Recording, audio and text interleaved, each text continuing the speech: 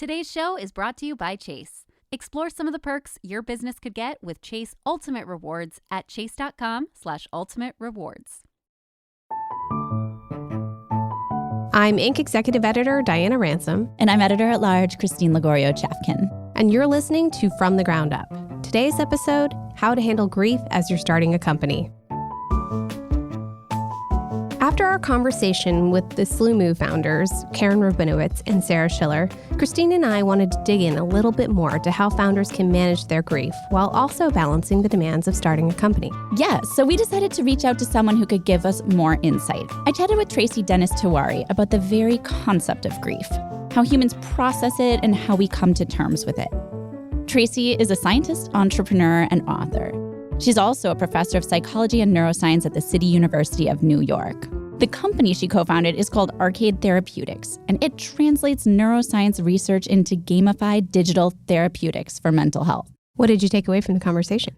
I have to say, it was surprising. She told me that founding a company with your friend is not the worst thing you can do. Oh, wow. That is certainly counter to what we always hear, basically to not go into business with a close friend.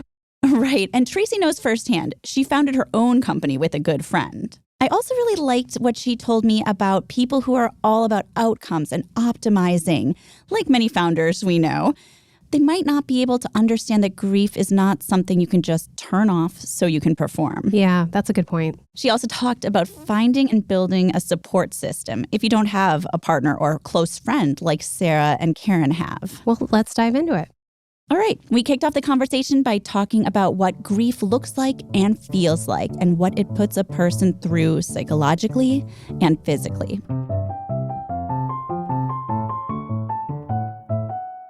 Grief is one of those human experiences that is truly a normal, fundamental human experience. At the same time, it's so painful, it's so powerful that a lot of us struggle with understanding whether our grief reaction is normal.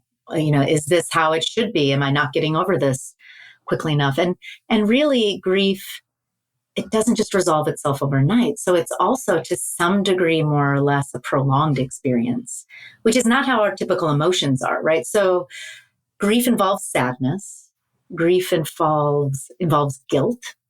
Some of us feel guilty when we are remaining, if we've lost a loved one. Grief is also a sense of yearning, because when we grieve, we really feel the absence of that loved one. Sometimes we become preoccupied with the circumstances of the loved one's death, especially if it was sudden or traumatic. Many of us feel everything from intense and overwhelming sadness to feeling numb. Really, and feeling sort of troubled by the fact that we're not feeling more, like, why can't I cry, and things like that. Anger and bitterness are very natural, of course, that how could the universe or God do this to me? These kinds of reactions happen often. We start sometimes, especially if we have what's called a prolonged grief response, which can start to get in the way of being able to live our lives and work and kind of move forward. We can also start to chronically avoid situations that remind us of our loved one whom we've lost. We can start to even have suicidal thoughts, wanting to join the deceased loved one, feeling alone or detached from others. I mean, the list really, and the list it does continue, but I guess what we can say in a nutshell is grief has so many different faces. It has so many different emotional and social and coping responses that I think as psychologists, we often really try to widen the net of what is considered acceptable and normal so that people don't feel stigmatized when they do have these powerful grief reactions. Yeah, absolutely. And I'd love to talk a little bit more about that and help normalize it a bit. What is the difference between what you would call, a kind of a standard grief response and a prolonged one? Is there an amount of time that is associated with grieving? I know it varies so much from person to person. Yeah, there actually is. And it was just in the past few years that the DSM, our diagnostic manual in psychology in the US, actually added on a diagnosis of prolonged grief disorder. So we have very specific criteria I can talk about the debate around this later, because a lot of people are saying, hey, why are we pathologizing any grief? But a prolonged grief response is a series of these kinds of responses I talked about that last for 12 months or longer after losing the loved one. So, wow. It does give this sort of, and grief, arguably, again, it can go on for the rest of your life. But it's the intensity and the disruptiveness of those responses to your life that this diagnosis is trying to call out. So for 12 months or beyond after the death, you have to have, either persistent yearning, intense sorrow, preoccupation, all of the, thinking about the circumstances of the death all the time, every day, almost, without a break. So that's one part of it. And you can see that is pretty enduring. But then the second part is also really important, that for 12 months or after, almost every day, you have to have some of these other, you don't believe that you've lost this loved one. Like you wake up every morning, even after a year, and it's like, oh, wait, and you kind of remember again. Or desiring to die, to be with a loved one. And again, this isn't just an occasional experience. It's almost every day to these very kind of powerful levels. And these experiences have to get in the way of you living your life. Like you can't get back to work. You're isolating yourself at home and you're not building new connections, It also isn't consistent with maybe a traditional, either a religious or cultural practice. Maybe in some context, it's after the year that you're supposed to continue to express some experiences. But so there's no cultural context or explanation for it either. That's what might lead a psychologist or psychiatrist to actually diagnose prolonged grief disorder. Yeah. And have you found or researched any proven strategies for sort of mitigating that disruptiveness that you've described? Yeah, there are really some great therapeutic approaches that can help people, whether they're experiencing this prolonged grief or just really like natural and expected grief. Because the key is this yearning and this difficulty when you struggle with grief to really accept that this loved one has been lost. So for example, cognitive behavioral therapy is a very research-supported approach that we have for a lot of mental health problems. But in grief, what you see CBT really trying to do is to help people identify patterns of thought, habits of thinking that have actually started to become distorted over time. That's not to say that there's something like broken in the person and how they're thinking, but say you've lost a loved one and you start to believe that you'll never be able to love again, or that you being around other people puts them at risk, that, it's like you're the bad luck omen, or, sometimes it's these beliefs that can even be very subconscious, but really are driving some of this debilitating grief. So CBT tries to identify those kinds of beliefs and thinking. It also can help people cope with sort of secondary depression or anxiety or other kinds of mental health experiences that bereaved adults experience. There's another therapy that's a really wonderful therapeutic approach that emerged out of CBT, but it's quite unique. It's called acceptance and commitment therapy, or ACT. And here, the key is that there's a belief throughout psychology that when we resist and deny and avoid our uncomfortable, painful feelings, it actually makes them grow worse. And it prevents us from developing coping strategies. So the key focus of ACT is to really help people come face to face with the reality of their grief, and to whatever degree they can accept this loss so that they can start to figure out ways to cope and move on. Because often when we get stuck in prolonged grief, part of it is that we're just not accepting the feelings that we have, as well as the reality of the loss. Yeah, that makes sense. I was going to ask you specifically about that resisting and denying, which might be, kind of common ways that people try to deal with their grief, especially if they are founders of a company, might say, I'm just going to set this aside right now and dive into my work. I have this specific case I wanted to talk to you about. Last week on our podcast, we spoke with the two co-founders of the Sloomoo Institute. Their names are Karen Robinovitz and Sara Schiller. Now, this business they've created is one that's full of joy. They literally make, sell, and display slime for a living. Do you know this stuff? It's like squishy stuff that kids play with. I have a 12-year-old daughter. I am well acquainted with the Sloomoo Institute. We have visited it ourselves, as a matter of fact. Oh, yes, wow. It's wonderful. It's great. It's a very joyful place, but this business was founded out of grief. Karen had lost her husband while they were already going through a separation. He died. And Sarah's husband had had a debilitating stroke. They were already parents of a daughter who has a rare disease that requires a lot of care, special care and treatment. And Karen described to us, she described her grief as this deep and dark depression that lasted months and months. She left her job. She stayed cooped up at home. She had a very dark period and lost another family member during it. So this grief was sort of pervasive of her life. And then a friend's daughter brought some slime into her house, and she kind of meditated with it for hours and played with it. And it was such a contrast, it seemed, to that time period that she had just been through, that it almost made the epiphany, this could be a business, like a little brighter to her, a little more profound. Is that possible, like that contrast being heightened there? I love that story so much. What it makes me think of in terms of the grief process is when you have a loss of this magnitude, especially if there are complexities, so maybe, if there's this sort of grief that's unresolved, there's this grief with guilt, there's all this complexity, and then there's other challenges that are happening at the same time.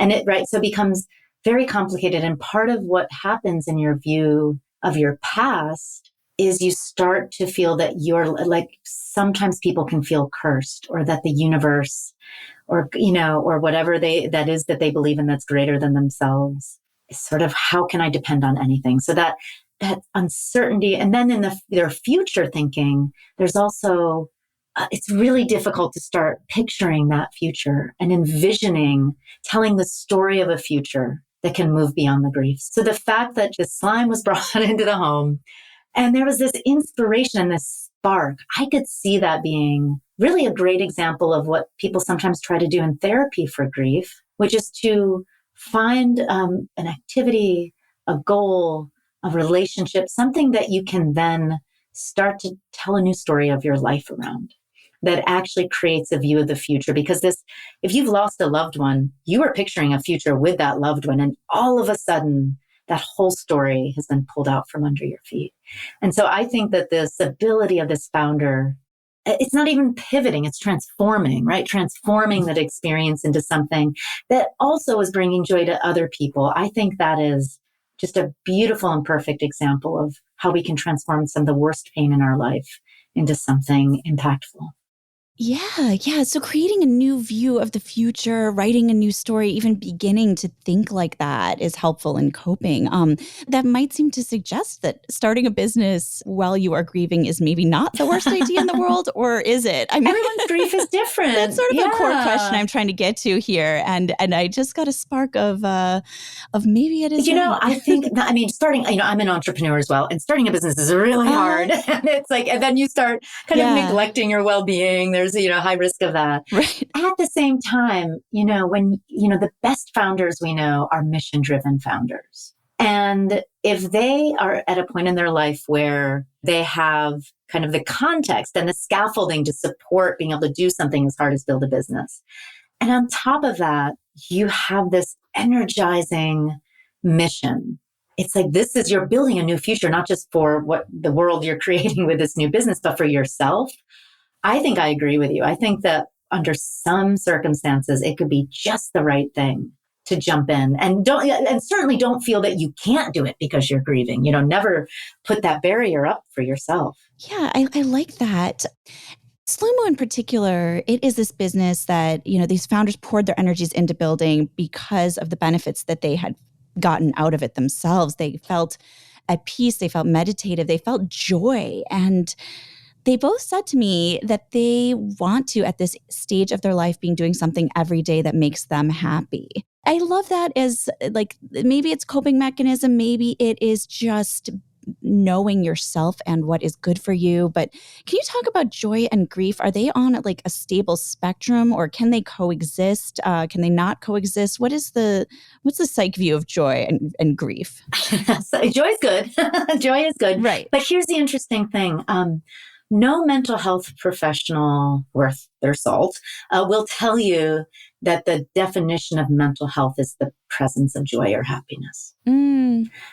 Just as we won't tell you that the definition of mental health is the absence of suffering. Mental health is the ability to engage in the inevitable struggle of being human and to work through it more often than you avoid it or cut off from living as a way of coping. I think joy is a wonderful antidote to grief. If you can muster that and stimulate that in your life, it can coexist with grief. So you still will carry that grief. Grief doesn't just disappear. But what the existence of joy tells us is that we can hold all these feelings, right? And that the solution to grief is not to eradicate it, but rather to have it exist with other feelings. And honestly, it's a broader approach that I really advocate for when it comes to all sorts of painful emotions like anxiety, like depression. We often feel that, if we feel anxiety or sadness or depression, we have to eradicate that feeling to be mentally healthy. But that is only going to get us in trouble because whatever we try to suffocate just grows back stronger. I think this notion of I'm working through the grief, but I can also have joy is great. And what about if we just go for contentment sometimes? Joy, we often hold ourselves to this standard. People talk about it as toxic positivity, but I think it's true. Like maybe it's, go for joy, but also know that if you're going for, feeling pretty good, you're also doing well. That's a great, we think that contentment is only for cows, but I think contentment is underrated, frankly. Right. Isn't that a very Finnish way of being? Why strive for excellence when it's so hard to just be average? Be average. Actually, be great. Just don't be perfect. Right. Don't go for perfect. Go for pretty darn good and maybe sometimes excellent, but average is good too. So what you're saying, it sounds like part of mental health is, a living in your feelings and building the resilience to be able to do so, regardless of the extremes they take. Are there some tools that you can share for building that resilience, especially for folks who have a lot of other demands in their lives, like founders of companies or executives? Yes. And there are a lot of great tools out there. There are actually a million tools, and we're inundated with them all the time. And so, do we use them? Do we employ them? Do we use them? I want to make a meta comment, though, on these tools before I share a few. And the meta comment, and this is something we founders really struggle with too, everything about business is about optimization. It's about efficiency. It's about how little do you invest and how much profit can you get out, and how, and so, and we see the triumph of this optimization mindset in places like Silicon Valley and these hugely successful companies. But I think, unfortunately, we've started to apply this optimization mindset to our mental health and well-being. And so now it becomes almost like a hamster wheel of, I better be totally functioning at top, and I'm going to start eating, I'm going to start consuming Soylent because eating is such a waste of time. And and I better meditate and do my, Oh, yeah. And people obsess over sleep times, Yes. so much so that it ends up disrupting their ability to actually sleep. 100%. So I think that, as one thing that I can say on the very high, kind of, as I said, the meta level is, if you're on a hamster wheel, not just of work and nose to the grindstone, but you're also on a hamster wheel of well-being, you need to step off. And so a framework for thinking about the kinds of things we can do to step off that hamster wheel is, I like to talk about mental health being a hiking trail, actually, much more so than a hamster wheel, Yeah. And part of that metaphor, what I think works about that is this idea that when we're on a hiking trail, we never actually, when we're on a hike, always go for the quickest path. Sometimes there's deep work. There's walking the longer way around so that we actually have time to actually observe what's around us. There's this kind of this is a muddy part of the path, but I'm not going to just stop hiking because it's muddy. I'm actually going to walk a little more carefully, but I'm going to persist on and say yes and to whatever this path is throwing my way, because who knows what I'll discover when I take that approach. And so I think that's one thing is when you think about your well-being and coping with feelings like grief, working through tough emotions, I think part of it is to not be optimization mindset about it, to really think about, I need to lean into this feeling and give myself some time, because that's where power is actually. When I'm it's not owning me. I am actually making choices to own it, even if I'm falling down sometimes and failing sometimes. Today's show is brought to you by Chase. Explore some of the perks your business could get with Chase Ultimate Rewards at chase.com/ultimate rewards. Mm. Yeah, that's so interesting. So you kind of have to make the space for yourself to be in your whatever X emotion, grief, right? Yeah. That's interesting. And it's not that I think we need a mental health day every week, and that's great. Like mental health days are great, but I think we've almost started to, like they kind of mean nothing now. Just like, I'm a little stressed, I better take a mental health day. Well, what are you doing on that mental health day? Are you binge watching Netflix and having a really nice Negroni cocktail, which that might have been personal experience talking right there, but, or yes, maybe you're doing that, but maybe you're also actually taking time to journal about what you're experiencing. Maybe you know yourself and you're like, if I stay in all day, I'm actually going to tune out of my feelings. I'm going to go on that hike or that walk and connect with something greater than me, or I'm going to reach out to my therapist or that friend that I know will actually help me be more myself. And again, it's not that we don't ever need to escape from painful feelings. We also have to give ourselves a break. But if we think about that flexibility to be with and then to let go of these feelings, I think that's a really kind of good approach that then we can plug in all of that great self-help and therapeutic research and tips that are out there. We all know about mindfulness. We all know about breathing. We all know about how to work through some of our, distorted thinking about our futures. And, we kind of know those things, but how do we have a map of the territory about how to plug in all those tips? The first step is leaning into and accepting those feelings. Right. And maybe not everything has a formula. Not everything has a formula. And it's okay to do less. I mean, in some ways, with this optimization mindset, we're either like trying way too hard, or it seems like perfection is the only goal. And so we give up. And so if we find ourselves either running ourselves ragged with our wellness routine, or being like, F it, like this isn't going to work at all, that's another time we know that, I need to give myself a little more flexibility. Like that's a broad kind of tip, so to speak, but I think it's a mindset that we can all cultivate. I think that's really smart. So I'm not sure if you have do you have a co-founder in your business? Yes, Raj Amin. I'm the co-founder and chief science officer, and Raj is the CEO. I have a co-founder question. So the Sloomoo founders, I think they were really able to help each other, not only through the bonding over slime, but supporting each other, emotionally.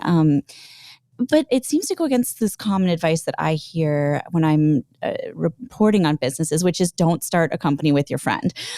So could you talk a little bit about maybe building the right amount of personal and emotional support into a workplace or a relationship that also involves working together? Yes, and I can speak about this personally because Raj is one of my oldest friends, as a matter of fact. He was my husband's one of his best friends from college.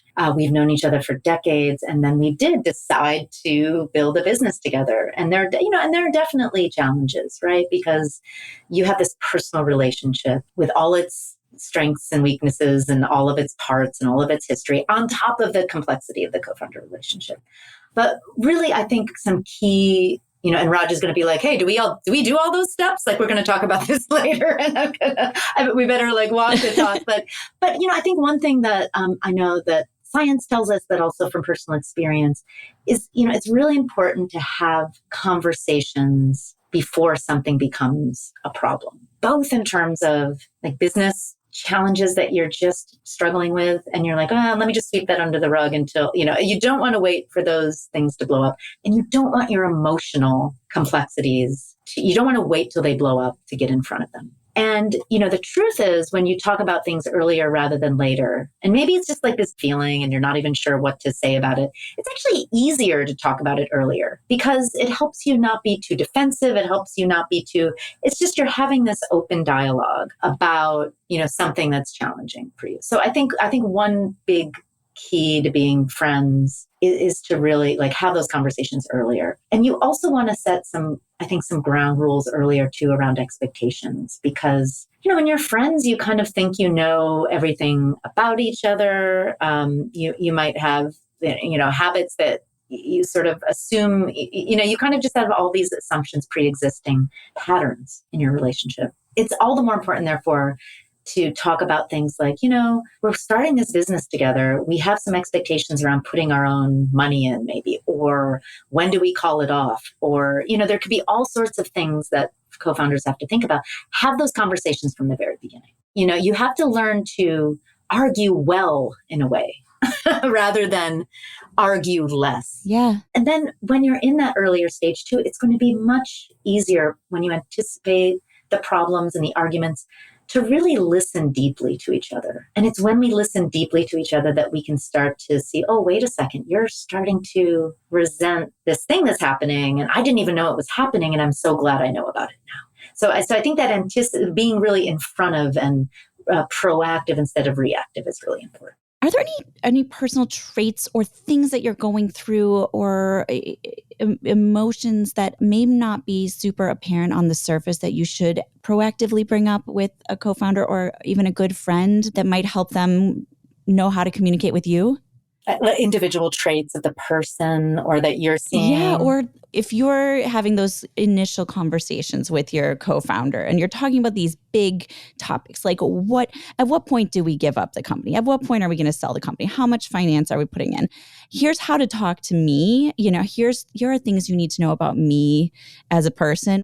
Is there a realm of those things that's in the psychological or emotional realm that you should bring up proactively? One thing that leaps to mind is, we have all these sorts of personality differences and how we like to cope with things. And, I'm the type of person, for example, that loves to chip away at big problems. I do not like the last minute prep, the adrenaline rush. That's not how I work. And so there's this sort of, if you know that there's a style of coping with challenge where you don't like to be surprised out of left field and it's going to trigger you or it's going to set you off, but your friend is exactly the type of person who loves to fly by the seat of their pants. And, that can be great that you can be complimentary, but that sort of coping style or planning style, that can start to blow up at different tense points in a company's evolution. So I think being really clear on that and not just griping at each other every once in a while when they finally push your button hard enough. I think that's a style, like that kind of stylistic difference can implode a bit.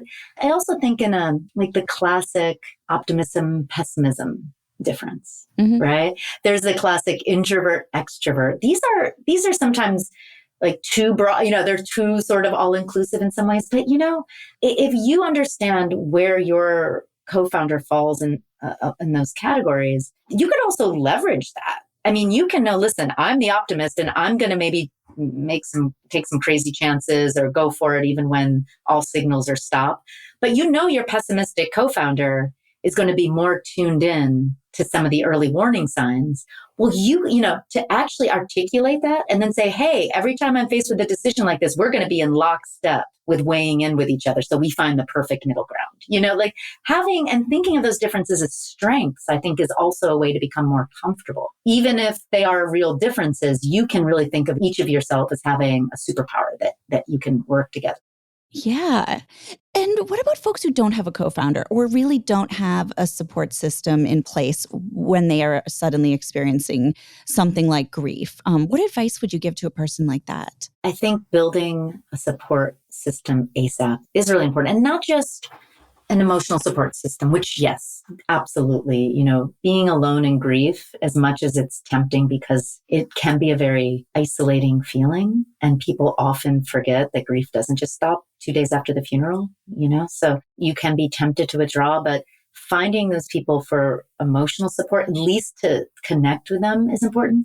I think in business, finding mentors who are very growth mindset oriented, who really understand, I say growth mindset oriented because people who are all about outcomes and optimizing, and they might have less ability to understand that grief is not something you just have to turn off so that you can perform. That actually the most powerful transformation of grief, which can, as we said, actually motivate incredible innovation or these intuitive leaps or inspiration. When you actually think of that as part of a process instead of a barrier to some productivity milestone, I think those are the kind of mentors who can really help you see the times, the opportunities, as well as the times that you need to be able to not go at full throttle and really give you some external advice and some objective advice about it. That's wonderful, Tracy. Well, thank you so much for this conversation today. I really appreciate it. Thank you, Christine. I really enjoyed it. That's all for today's episode of From the Ground Up. Be sure to subscribe on Apple Podcasts, Spotify, or your podcast platform of choice. Also, if you like this episode or have suggestions of what topics you'd like to hear about, leave us a review on Apple Podcasts or reach out to us on Inc.'s social channels on LinkedIn, Instagram, and the app formerly known as Twitter. From the Ground Up is produced by Julia Shu, Blake Odom, and Avery Miles. Mix and sound design by Nicholas Torres. Our executive producer is Josh Christensen. Thank you for listening, and we will see you next week.